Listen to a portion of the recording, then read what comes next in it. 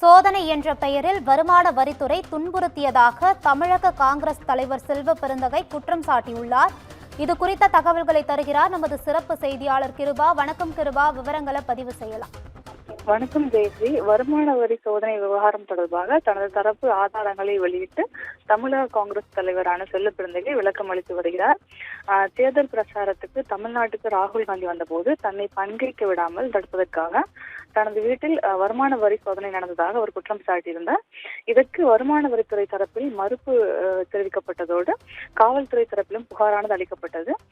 அப்போது பேசிய பாஜக முன்னாள் தலைவர் அண்ணாமலை ராகுல் காந்தியின் கூட்டத்திற்கு செல்வ பெருந்தகைக்கு அழைப்பில்லை என்பதால் தான் இந்த மாதிரி அவர் நாடகம் போடுவதாக குற்றம் சாட்டியிருந்தார்.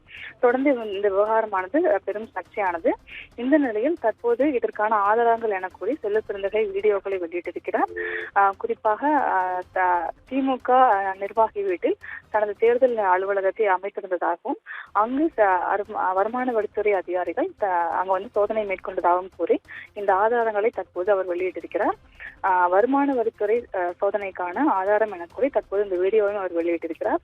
சோதனை நடைபெறவில்லை என மறைப்பதாகவும் இதில் அரசியல் செய்வதாகவும் செல்வ பெருந்தகை குற்றம் சாட்டியிருக்கிறார். அதே போல சிசிடிவி புகைப்படங்களில் உள்ள அதிகாரிகள் யார் என்ற கேள்வியும் அவர் முன்வைத்திருக்கிறார். ஆட்சி மாற்றத்தை கொண்டு வர சந்திரபாபு நாயுடு நிதிஷ்குமார் தயாராக உள்ளதாக கூறியவர் சோதனை என்ற பெயரில் வருமான வரித்துறை அட்டூழியம் செய்வதாக குற்றம் சாட்டியிருந்தார். தொடர்ந்து இந்த விவகாரமானது சர்ச்சையாகி வருகிறது. ஏற்கனவே காவல்துறை தரப்பிலும் புகார் அளிக்கப்பட்ட நிலையில் செல்வ பெருந்தகை தனது தரப்பு குற்றச்சாட்டுகளை முன்வைத்து வருகிறார். ஜெயஸ்ரீ,